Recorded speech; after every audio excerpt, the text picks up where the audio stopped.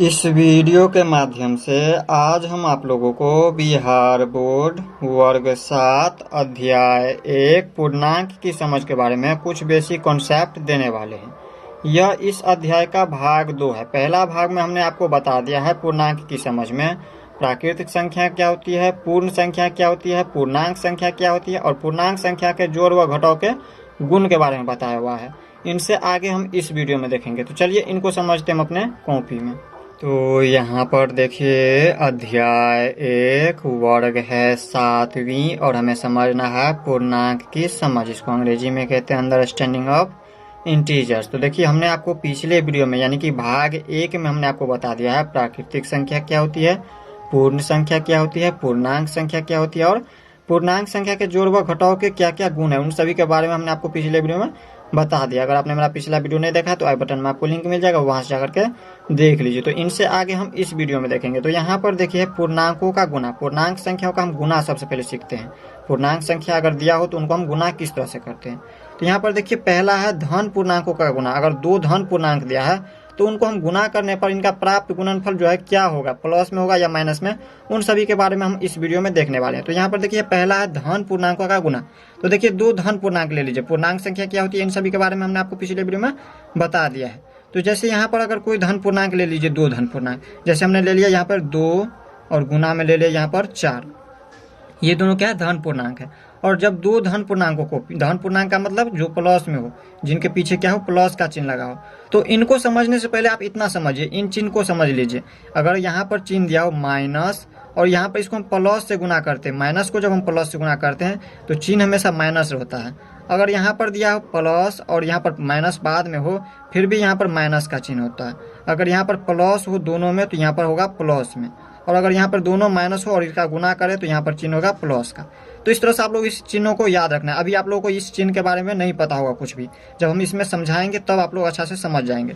तो जैसे यहाँ पर समझिए, इसमें क्या है, धन पूर्णांकों का गुना। देखिए 2 धन पूर्णांक ले लिया, ये भी धन पूर्णांक है और ये भी धन पूर्णांक है। अब धन पूर्णांक क्या होता है, तो जो प्लस में हो, जिनके पीछे कुछ भी चिन्ह है, इसका मतलब ये प्लस में दोनों।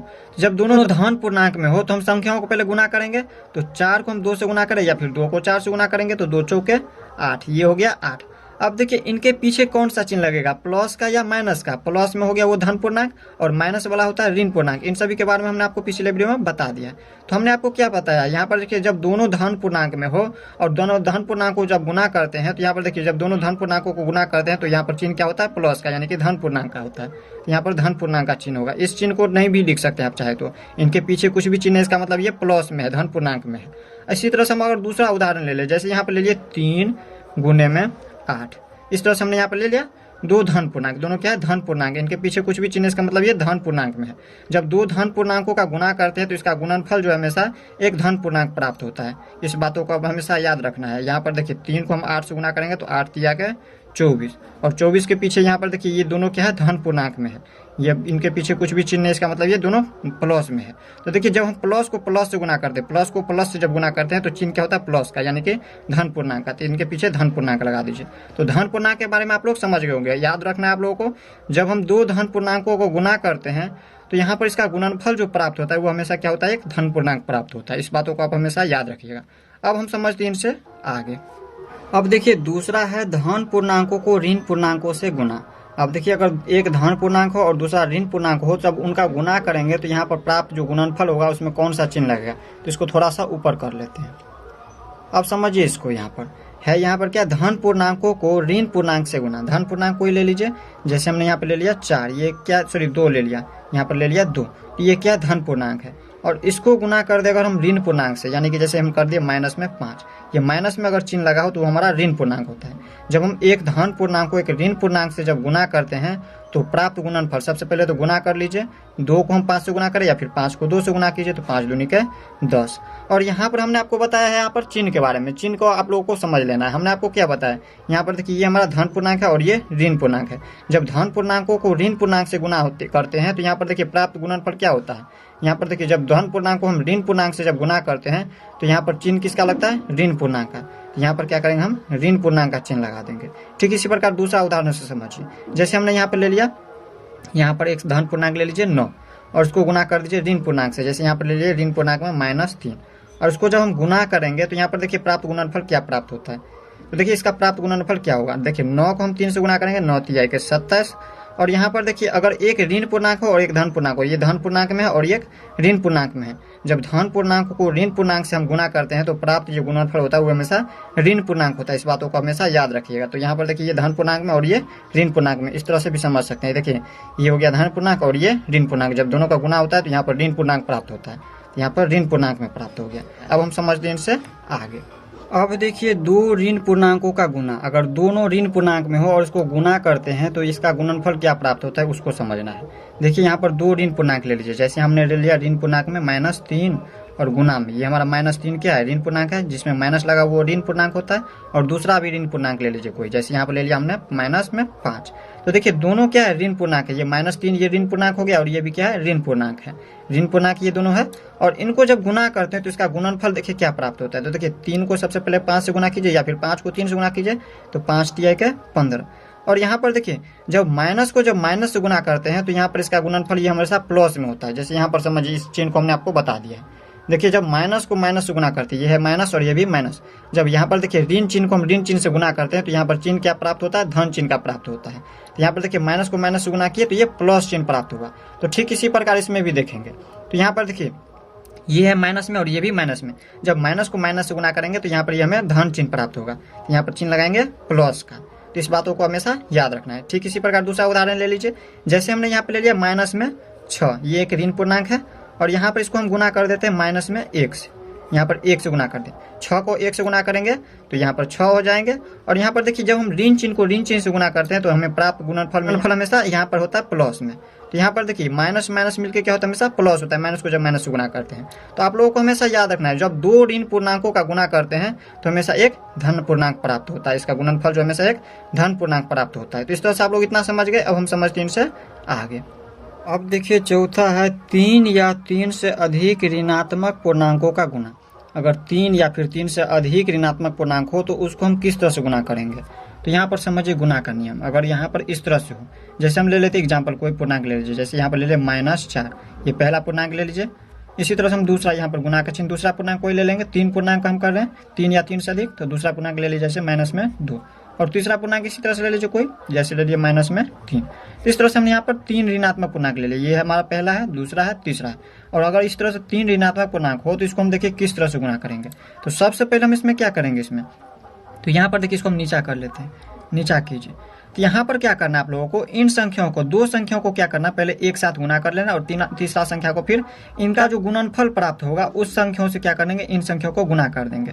तो इस तरह से यहाँ पर समझिए इसको, जैसे यहाँ पर है पहला हम इस तरह से इन संख्याओं को गुना कर दीजिए, इन दोनों को, किसी दो संख्याओं को पहले हम गुना कर लेते हैं। जैसे हम इन दोनों को गुना कर लेते हैं, जैसे -4 है, -4 गुना में -2, और इसको हम एक साथ गुना कर लेंगे और इसके बाद -3 को वैसे ही छोड़ देंगे। अब फिर इसको गुना कीजिए। तो देखिए इसको जब गुना करेंगे तो देखिए 4 को हम 2 से गुना करेंगे, 4 दूनी के 8। और हमने चिन्ह के बारे में आप लोगों को बताया हुआ है। देखिए चिन्ह के बारे में हमने आपको क्या बताया, अगर यहाँ पर एक माइनस में रहे और दूसरा प्लस में रहे तो हम यहाँ पर इन दोनों का जब गुना करते हैं तो माइनस का चिन्ह लगता है। एक प्लस का चिन्ह रहे और दूसरा माइनस का चिन्ह रहे और गुना करते हैं तो माइनस का चिन्ह लगता है। दोनों माइनस में रहे तो प्लस का चिन्ह लगता है। तो ठीक इसी प्रकार यहाँ पर देखिए जब माइनस को जब माइनस से गुना किए तो चिन्ह किसका लगा, प्लस का। तो इसमें भी देखिए दोनों क्या है, ऋण पूर्णांक है, यानी कि माइनस में है दोनों। और इनको संख्याओं को जब माइनस वाले चिन्ह को जब गुना करेंगे, ये माइनस वाले चिन्ह को जब गुना करेंगे तो ये क्या हो जाएंगे, प्लस में हो जाता है। तो इसमें हम प्लस में लगा देंगे इस तरह से। और इसके बाद हम गुना कर देंगे इसको किसा, -3 से। ये हमारा इसका इन दोनों का गुणनफल प्राप्त हुआ। जा करने पर जो संख्या प्राप्त हो, जैसे इन दोनों को हम जब गुना किए और इसका जो संख्या प्राप्त हो वो हमारा गुणनफल हो गया। और यहाँ पर देखिए इसको हम -3 से गुना करेंगे। अब गुना कीजिए तो देखिए यहाँ पर ये 8 को हम पहले 3 से गुना कर लेंगे तो 8 3 के 24। और यहाँ पर हमने आपको क्या बताया, जब यहाँ पर एक धनात्मक संख्या और एक ऋणात्मक संख्या हो, जैसे एक प्लस में हो और एक माइनस में हो, और इनको गुना करते हैं चिन्ह को, एक प्लस में और एक माइनस में हो और चिन्ह को गुना करते हैं तो चिन्ह क्या लगता है, माइनस का। तो ये हमारा माइनस में आ जाएंगे 24। तो इस तरह से आप लोगों को हमेशा याद रखना है, जब यहाँ पर इस तरह से हो, जब तीनों ऋणात्मक पूर्णांक हो तो हमेशा क्या होता है, यहाँ पर देखिए एक ऋणात्मक पूर्णांक ही प्राप्त होता है इसका गुणनफल। इसी तरह से हम लोग दूसरा एग्जाम्पल देख लेते हैं, यहाँ पर 3 या 3 से अधिक। अब जैसे यहाँ पर हम 4 को देख लेते हैं, जैसे यहाँ पर 4 ऋणात्मक पूर्णांक देख लेते हैं, इसको थोड़ा सा ऊपर कर लेते हैं। यहाँ पर देख लीजिए 4 ऋणात्मक पूर्णांक ले लीजिए कोई, इसमें हम मान लेते हैं ये पहला है। इस तरह से यहाँ पर दूसरा ले लीजिए, जैसे यहाँ पर 4 ऋणात्मक पूर्णांक कोई ले लीजिए, जैसे यहाँ पर ले लिया -4 पहला ऋणात्मक पूर्णांक। इसी तरह से दूसरा ले लीजिए कोई, जैसे यहाँ पर ले लिए 3 ये दूसरा ऋणात्मक पूर्णांक हो गया। ठीक इसी प्रकार कोई और ले लीजिए, जैसे यहाँ पर तीसरा हम ले लिए माइनस में 6, और इसी तरह से यहाँ पर चौथा कोई ले लीजिए, जैसे यहाँ पर ले लिया माइनस में 5। इस तरह से हमने यहाँ पर 4 ऋणात्मक पूर्णांक ले लिया, पहला -4, दूसरा -3, तीसरा -6, चौथा -5। अब इसको हम क्या करेंगे, गुना करेंगे, और गुना करने के लिए हमने आपको किस तरह से बताया है, तो सबसे पहले क्या करना है, दो संख्याओं को गुना कीजिए। देखिए इसमें 4 पूर्णांक है, यहाँ पर ऋणात्मक पूर्णांक, इसमें 3 था तो 3 को हमने क्या किया, तो पहले को 2 को हम गुना कर दिया, तीसरा को फिर इसका जो गुणनफल प्राप्त हुआ उससे हम इसको गुना कर दिए, इसका गुणनफल 8 प्राप्त हुआ था, इसको हम 3 से गुना कर दिए। ठीक इसी प्रकार इसमें देखिए 4 है तो हम 2 करके यहाँ पर जोड़ा लगा लेंगे और उनको गुना कर लेंगे।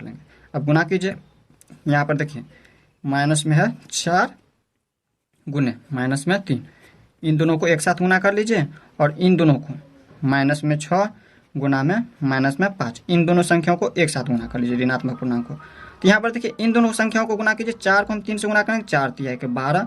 गुना करने का हम नियम बता रहे हैं किस तरह से गुना करना है आप लोगों को। अब देखिए जब माइनस को जब माइनस से गुना करते हैं तो चिन्ह किसका लगता है, प्लस का। यहाँ पर जैसे समझिए इसमें भी बता दे रहे हैं, जैसे यहाँ पर हमने आपको क्या बताया, देखिए माइनस को जब माइनस से गुना करते हैं तो चिन्ह क्या लगता है, प्लस का। तो हमने प्लस का चिन्ह लगा दिया इसमें, और ये गुना का चिन्ह है, गुना का चिन्ह लगा दीजिए। प्लस का चिन्ह चाहे तो आप छोड़ भी सकते हैं, नहीं भी लिख सकते इसको। अब यहाँ पर देखिए 6 को हम 5 से गुना करेंगे, 6 5 के 30, इस तरह से 30 आ गया। और यहाँ पर देखिए ये भी माइनस में है, दोनों जो दोनों माइनस में है, और माइनस चिन्ह को हम गुना करते हैं तो ये प्लस चिन्ह होता है दोनों का, तो यहाँ पर प्लस में ये आ जाएंगे। अब इसको हम गुना करेंगे, अब गुना किस तरह से करेंगे, तो देखिए 12 को 3 से गुना कर दीजिए, 12 तिया के 36 हो गया। और इसके ऊपर एक शून्य छूटा हुआ है, इसको हमने गुना नहीं किया तो ये शून्य वैसे ही उतार दीजिए। तो ये देखिए हम जब इस तरह से यहाँ पर देखिए ये हमारा माइनस माइनस प्लस, जब यहाँ पर देखिए 4 संख्या था, 4 यहाँ पर ऋणात्मक पूर्णांक था, तो यहाँ पर इसका उत्तर जो है एक धनात्मक पूर्णांक प्राप्त हुआ। इससे आगे हम समझाएंगे ये हमारा ऋणात्मक पूर्णांक क्यों प्राप्त हुआ, यहाँ पर हमें धनात्मक पूर्णांक क्यों प्राप्त हुआ, इन सभी के बारे में हम कुछ आगे देखने वाले हैं। आगे आप देखते रहिए वीडियो को, आगे हम बताने वाले हैं इन सभी के बारे में। तो यहाँ पर देखिए अगर हम यहाँ पर इससे भी आगे समझते हैं, जैसे यहाँ पर अगर तीसरा इस तरह से समझिए, अगर यहाँ पर 4 से अधिक ऋणात्मक पूर्णांक लियो, जैसे यहाँ पर 5 ऋणात्मक पूर्णांक समझ लीजिए, जैसे हमने 3 वाला भी देख लिया, 4 को भी देख लिया, अब 5 ऋणात्मक पूर्णांक ले लीजिए। जैसे यहाँ पर हमने ले लिया 4 के बाद यहाँ पर 5 ऋणात्मक पूर्णांक, जैसे यहाँ पर ले लिया माइनस में 2 पहला ऋणात्मक पूर्णांक, दूसरा ले लीजिए माइनस में 3, तीसरा ले लीजिए इस तरह से गुना में माइनस में 4, चौथा ले लीजिए माइनस में 5, और 5 मान ले लीजिए माइनस में 6।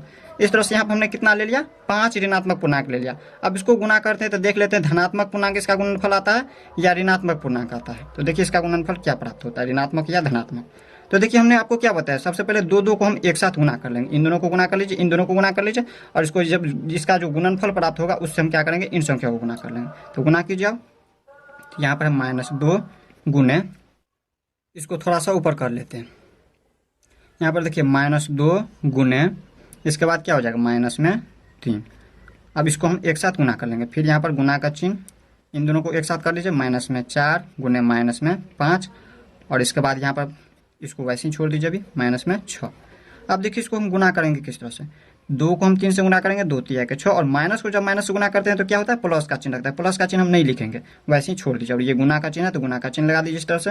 अब 4 को हम 5 से गुना करेंगे, 4 5 के 20, और यहाँ पर देखिए चिन्ह क्या लगेगा, ये ऋणात्मक में होगा या धनात्मक में होगा। तो यहाँ पर समझिए ये माइनस में और ये भी माइनस में, तो माइनस माइनस को जब हम गुना करते हैं ये प्लस का होता है, तो प्लस का चिन्ह नहीं लिखेंगे।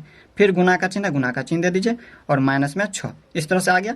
अब ये जो है इन दोनों को हम एक साथ गुना कर लेंगे, सबसे पहले इन दोनों को एक साथ गुना कीजिए। तो देखिए 20 छक्के कितना होता है, 120 होता है, 120 हो गया, और गुना में ये हो गया माइनस में 6, ये माइनस में 6 हो गया। अब देखिए यहाँ पर इनके पीछे कुछ भी चिन्ह, इसका मतलब ये धन पूर्णांक है, ये हमारा धनात्मक पूर्णांक हो गया। तो ये देखिए ये प्लस में और ये माइनस में, जब चिन्ह को गुना करते हैं तो प्लस माइनस माइनस का चिन्ह, और यहाँ पर देखिए 12 को हम 6 से गुना कर देते, तो 12 छक्के कितना होता है, 12 छक्के 72 हो गया। तो यहाँ पर लिख दीजिए 72, हम 12 को 6 से गुना किए तो 12 छक्के 72, और इनके ऊपर शून्य है तो ये शून्य उतार दीजिए, यही हो गया इसका उत्तर। तो यहाँ पर देखिए ऋणात्मक पूर्णांक की संख्या कितना है, 1 2 3 4 5 है, ऋणात्मक पूर्णांक कितना है, 5 है। इन ऋणात्मक पूर्णांक संख्या का गुणनफल जो प्राप्त हुआ वो एक ऋणात्मक पूर्णांक प्राप्त हुआ। इस तरह से एक और समझा देते हैं, जैसे यहाँ पर अगर ऋणात्मक पूर्णांक की संख्या 6, जैसे यहाँ पर देखिए इसमें ले लेते हैं, यहाँ पर ऋणात्मक पूर्णांक 6 ऋणात्मक पूर्णांक ले लेते हैं, जैसे यहाँ पर ले लिए माइनस में 2 गुने माइनस में 3 गुने माइनस में 4 गुने माइनस में 5, इसको थोड़ा सा ऊपर कर लेते हैं, माइनस में 5 गुने में माइनस में 5 और गुने माइनस में 6, और ये कितना हो गया, 1 2 3 4 5 हुआ, एक और ले लीजिए माइनस में 7। इस तरह से हमने यहाँ पर 6 ऋणात्मक पूर्णांक ले लिया, और इसका जब हम देख लेते हैं गुना करते हैं तो इसका गुणनफल हमें ऋणात्मक पूर्णांक प्राप्त होता है या धनात्मक पूर्णांक प्राप्त होता है। तो यहाँ पर इसको गुना कीजिए, तो यहाँ पर देखिए हम दो संख्याओं को एक साथ जोड़ा कर लेंगे, सबसे पहले बना लेंगे इस तरह से यहाँ पर बना लेंगे जोड़ा और इन सभी को हम एक साथ पहले गुना करेंगे। तो -2 गुने माइनस में 3, फिर यहाँ पर क्या करेंगे हम इस तरह से -4 गुने में -5, फिर क्या करेंगे -6 गुने -7, गुना कीजिए इसको। अब देखिए इसको गुना करेंगे तो 3 को हम 2 से गुना करेंगे, 3 दूनी के 6, और माइनस को जब माइनस से गुना करते हैं तो चिन्ह होता है प्लस का, तो ये प्लस का चिन्ह हम नहीं लिखेंगे, वैसे ही छोड़ देंगे। और गुना का चिन्ह है तो गुना का चिन्ह, 4 को हम 5 से गुना करेंगे, 4 पंचे के 20, और चिन्ह क्या लग जाएगा, माइनस को माइनस से गुना करेंगे तो प्लस का चिन्ह। और यहाँ पर देखिए गुना का चिन्ह, तो गुना का चिन्ह 6 को 7 से गुना करेंगे, 7 6 के 42, और माइनस को माइनस से गुना करेंगे तो प्लस का चिन्ह। तो हम प्लस का चिन्ह किसी में भी नहीं लिखेंगे, वैसे ही छोड़ देंगे। प्लस का चिन्ह नहीं भी लिखेंगे तो समझ आ जाएगा ये धनात्मक पूर्णांक में है। अब हम इसमें आगे क्या करेंगे, यहाँ पर फिर से हम क्या करेंगे, यहाँ पर 2 संख्याओं में यहाँ पर क्या करेंगे, सबसे पहले गुना करेंगे, फिर तीसरी संख्या को गुना करेंगे। तो यहाँ पर देखिए 2 धनात्मक पूर्णांक, ये दोनों क्या धनात्मक पूर्णांक, धनात्मक पूर्णांक को धनात्मक पूर्णांक से गुना करते हैं तो एक धनात्मक पूर्णांक प्राप्त होता है। तो 2 को हम 6 से गुना करेंगे, 2 6 के 12, और इसके ऊपर 0 है तो 0 उतार दीजिए। अभी फिर गुना में 42 है तो 42, अब इसको फिर से गुना कीजिए। तो यहाँ पर देखिए 120 को जब 42 से गुना किए तो हमें प्राप्त हुआ 5040। तो ये हो गया इसमें धनात्मक पूर्णांक में। देखिए दोनों धनात्मक पूर्णांक में है, जब दोनों धनात्मक पूर्णांक में होता है तो क्या होता है, इसका गुना होता है। यहाँ पर देखिए धनात्मक पूर्णांक में भी ये भी और धनात्मक पूर्णांक में ये भी। जब दोनों धनात्मक पूर्णांक में हो तो यहाँ पर देखिए लीजिए, इसमें यहाँ पर जब दोनों धनात्मक पूर्णांक में होता है तो इसको जब गुना करते हैं तो यहाँ पर एक धनात्मक पूर्णांक प्राप्त होता है। तो ये भी एक धनात्मक पूर्णांक में हो गया। तो इससे आप लोगों को एक चीज समझ में आ रहा होगा, यहाँ पर समझिए, इसमें देखते जाइए। यहाँ पर जब यहाँ पर देखिए संख्या ऋणात्मक पूर्णांक की संख्या अगर सम में हो तो वो हमारा एक धनात्मक पूर्णांक प्राप्त होता है, और अगर विषम में हो, अब सम विषम क्या होता है, तो जो संख्या 2 से विभाजित हो वो हमारा सम होता है, और जो 2 से विभाजित ना हो वो हमारा विषम संख्या होता है। तो यहाँ पर देखिए ऋणात्मक पूर्णांक की संख्या क्या है, सम है या विषम।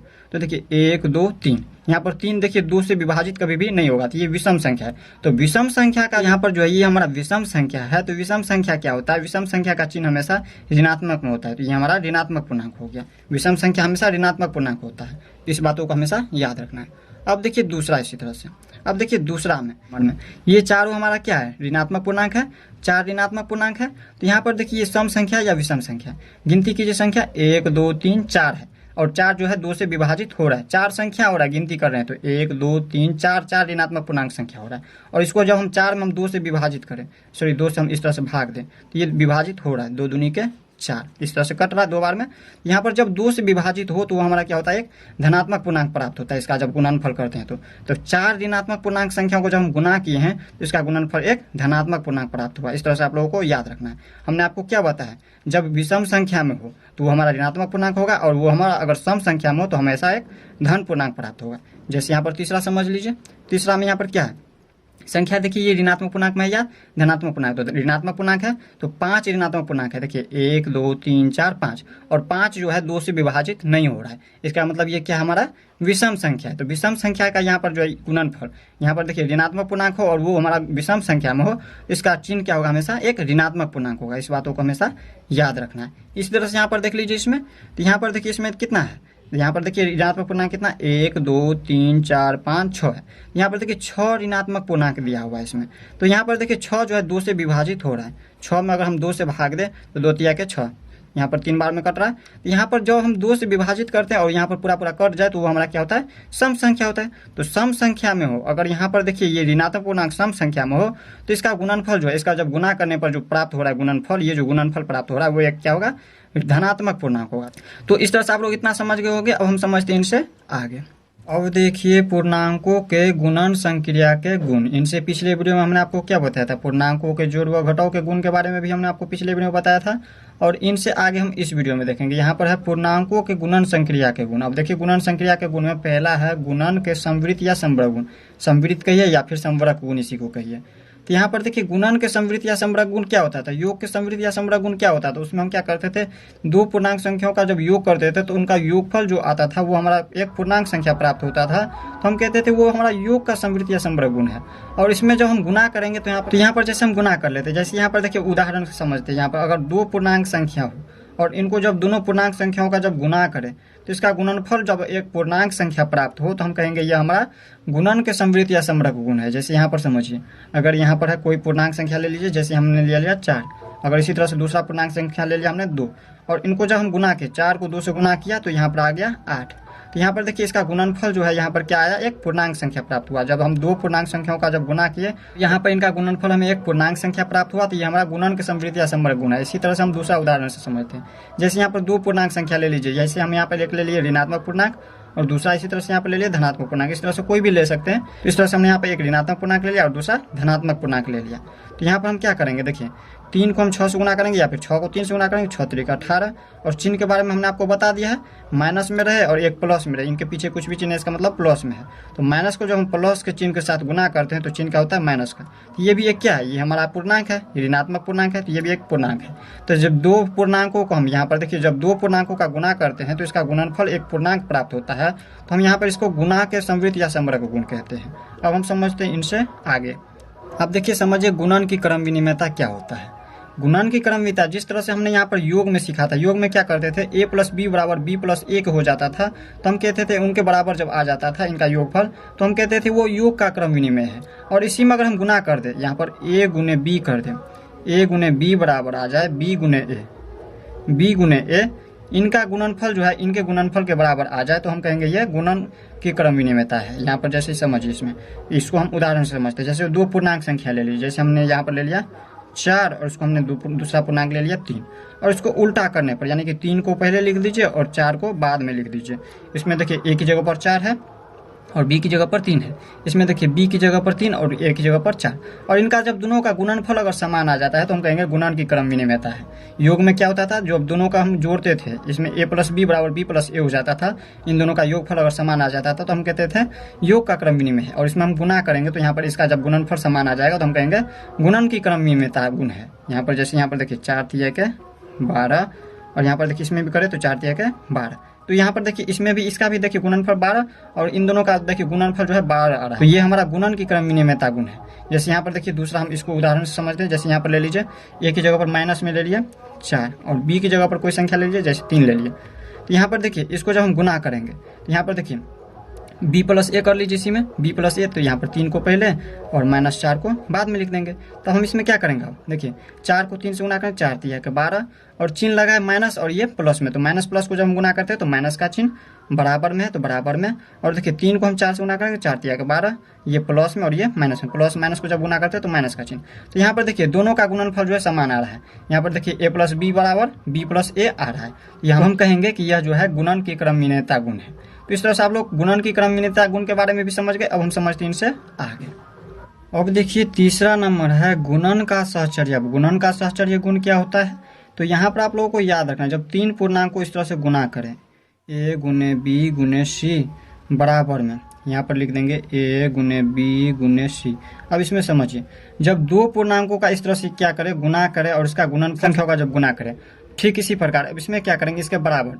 अब हम इसमें इस तरह से कर दें कि यहाँ पर a गुने b, यानी कि इसमें उल्टा करके यहाँ पर देखिए b और c को, यहाँ पर इन दोनों को पूर्णांकों को हम गुना किए और इसका जो गुणनफल आया उससे हम इस पूर्णांकों को क्या किए, गुना किए, और बराबर में जो इसका गुणनफल प्राप्त हो इसके बराबर और इसका गुणनफल प्राप्त हो जाए, यानी कि a गुने b, यानी कि इन दोनों का गुना कर दे, इन दोनों का जब गुना करे तो जो गुणनफल प्राप्त हो उससे हमें इन संख्याओं का जब गुना करने पर जो गुणनफल प्राप्त हो, इन दोनों का गुणनफल अगर समान आ जाता है तो कहेंगे यह हमारा गुणन का सहचर्य गुण है। जो है गुणन का सहचर्य गुण में होता है इस तरह से। समझिए इसको उदाहरण से, जैसे यहाँ पर हम कोई संख्या ले लेते हैं, जैसे यहाँ पर ले लिया हमने पूर्णांक संख्या ले लिया 4, गुने में b की जगह पर कोई पूर्णांक ले लीजिए, जैसे यहाँ पर ले लिया 2, और c की जगह पर कोई ले लीजिए, जैसे 3 ले लिए, तो बराबर में अगर इस तरह से आ जाए, देखिए इनको जब गुना करेंगे तो 4 गुने में 2 तिहाई के 6, और जब इसको गुना करेंगे तो यहाँ पर 6 चौके 24, और बराबर में इसका भी गुणनफल उतना ही आ जाए, यानी कि देखिए हम इसमें क्या किए, b प्लस c, यहाँ पे b गुने c किए थे और इसमें हम a गुने b कर रहे हैं, यानी कि a की जगह पर कौन सा है 4, यहाँ पर 4 गुने b की जगह पर है 2,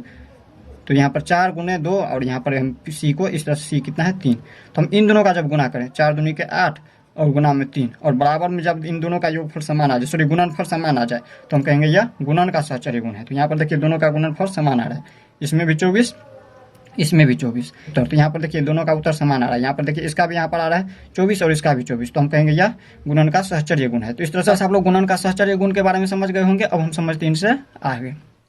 अब देखिए वितरण नियम क्या होता है। वितरण नियम में क्या होता है, देखिए a गुने बी प्लस सी बराबर होता है ए बी गुने ए सी, सॉरी ये प्लस में होता है, ये क्या होता है प्लस में। तो यहाँ पर देखिए इसको समझिए, इसमें क्या होता है इसको हम उदाहरण से समझते हैं। जैसे यहाँ पर दिया है 3 गुना में 4 प्लस 5, तो इसको देखिए, हम जब इसको जब हल करेंगे ये इसके बराबर अगर आ जाता है तो हम कहेंगे यह वितरण नियम है। अब किसके बराबर, तो यहाँ पर समझिए इसमें ए बी है, यानी कि इसको क्या किया है, तो यहाँ पर देखिए ए को बी से गुना कर दिया है और फिर प्लस का चिन्ह है तो प्लस का चिन्ह ए को सी से गुना कर दिया। ठीक इसी प्रकार इसमें भी करेंगे, 4 को हम 3 से गुना करेंगे या फिर 3 को 4 से गुना करेंगे, 3 गुने 4 और प्लस में फिर 3 को हम 5 से गुना करेंगे, 3 गुने में 5, इस तरह से है। तो यहाँ पर देखिए इसके बराबर ये आ जाता है, इसको हम हल करने का देखिए इसको हम दो तरह से हल कर सकते हैं, या तो इसको इस तरह से करेंगे, देखिए 3 है 3 और ये गुना में है तो गुना में, 4 को हम 5 में जोड़ेंगे तो यहाँ पर कितना हो जाएंगे, 4 5 9, तो यहाँ पर बराबर में कितना आ जाता है, 9 तिया के 27 आ जाता है। और इसका भी गुणनफल अगर 27 आ जाता है तो हम कहेंगे क्या, जो ये जो है वितरण नियम है। जैसे यहाँ पर देखिए 3 को हम 4 से गुना करेंगे, 3 चौके 12 प्लस में 3 को हम 5 से गुना करेंगे तो 3 पंचे 15। अब इनको जोड़िए, ये प्लस में है तो 12 और 15 कितना हो जाएंगे, 27 हो जाएंगे। तो यहाँ पर देखिए ये होता है हमारा वितरण नियम। वितरण नियम में क्या होता है, ए गुने बी प्लस सी बराबर होता है ए बी प्लस ए सी। तो इस तरह से आप लोग वितरण नियम भी समझ गए होंगे। अब हम समझते हैं इनसे आगे।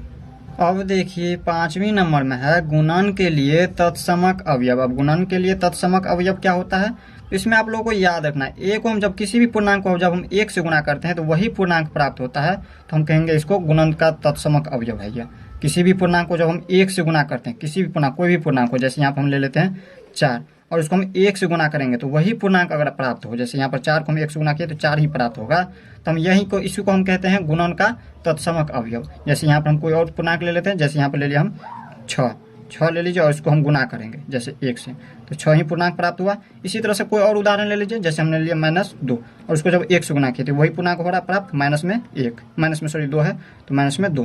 तो वही पूर्णांक जब प्राप्त होता है तो हम कहते हैं किसी भी पूर्णांक में अगर 1 से गुना करने पर वही पूर्णांक प्राप्त होता है तो हम कहेंगे इसे गुणन के लिए ये तत्समक अवयव है। इस तरह से आप लोग 5वीं नंबर समझ गए। अब हम समझते हैं इससे आगे।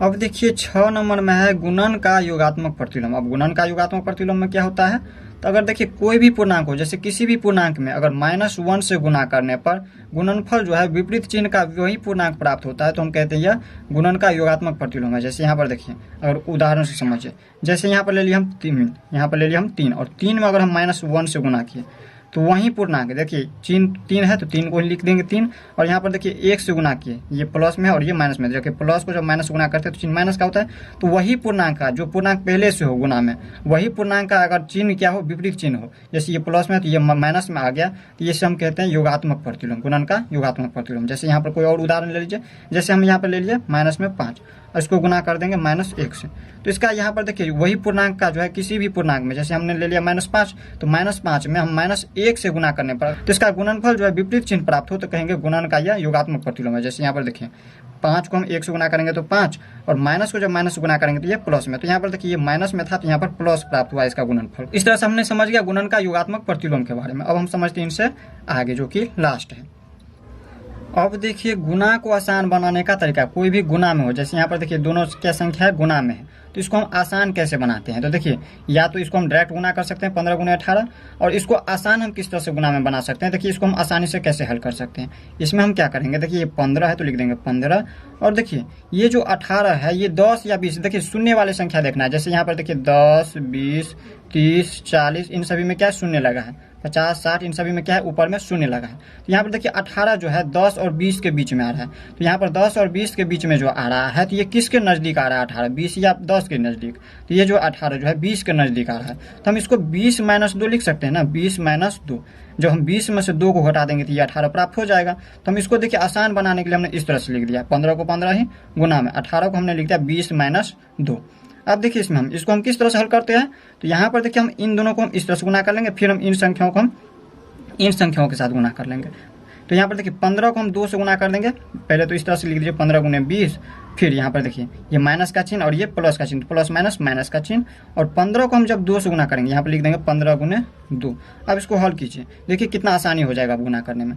देखिए 15 को 2 से गुना करेंगे तो 15 दूनी के 30, और यहाँ पर देखिए 15 को हम 2 से गुना किए ना कि 20 से, तो 15 को 2 से गुना किए 30 और इसके ऊपर शून्य लगा तो शून्य उतार दीजिए, और ये माइनस का चिन्ह है तो माइनस का चिन्ह, और 15 को हम 2 से गुना करेंगे तो 15 दूनी के 30।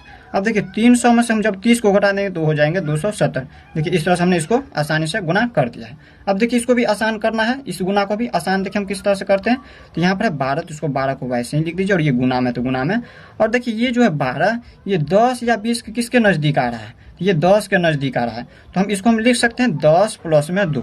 10 में हम जब 2 को जोड़ देंगे तो ये 12 आ जाएंगे। इसको हम आसान बनाने के लिए इस तरह से लिख दिया है। अब देखिए ये 12 है तो 12, और यहाँ पर देखिए 12 गुने 10, इसको हम 12 से एक बार 10 को गुना करेंगे, फिर 12 को जो हम इस तरह से 2 को गुना करेंगे, तो 12 गुने 10 लिख दिए। ये प्लस में और ये भी प्लस में, तो प्लस प्लस प्लस का चिन्ह। 12 को क्या कर लेंगे, लिखना है 12 गुने 2, 12 को हम 2 से गुना कर देंगे। अब इसको हल कीजिए। 12 को हम जब 1 से गुना करेंगे तो यहाँ पे हो जाएंगे 12, और देखिए 12 को हम 1 से गुना करें ना कि 10 से, और इसके ऊपर शून्य है तो शून्य उतार दीजिए, और प्लस में है तो प्लस में। और देखिए 12 को 2 से गुना करेंगे तो 12 दूनी के 24।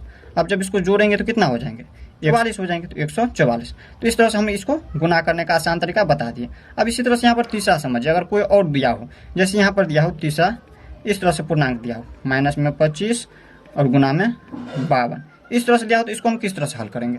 देखिए इसको हम कितना आसान से हम हल कर सकते हैं। इतना देखिए, इसको हम क्या करेंगे, माइनस में 25 तो माइनस में 25 लिख दीजिए, और गुने ये जो 52 है ये 50 और 60 के बीच में आ रहा है। शून्य वाली संख्या 50 और 60 है, तो 50 और 60 के बीच में आ रहा है, तो 50 के नज़दीक आ रहा है या 60 के नज़दीक, तो ये 50 के नज़दीक आ रहा है, तो इसको हम लिख सकते हैं 50 प्लस में 2। इसको हम 50 प्लस में 2 लिख सकते हैं। अब इसको जब हल करेंगे, यहाँ पर देखिए ये माइनस में है 25, और इसको हम गुना कर देंगे एक बार 50 से, और इसके बाद देखिए ये माइनस में और ये प्लस में, तो माइनस का चिन्ह, 25 को हम 2 से गुना कर देंगे, फिर 25 गुने में 2।